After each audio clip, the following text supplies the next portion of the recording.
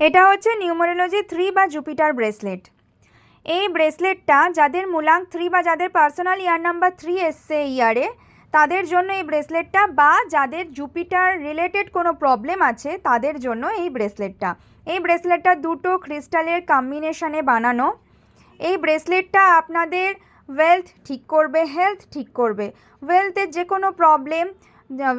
যে কোনো প্রবলেম সমস্ত কিছু ঠিকঠাক রাখবে।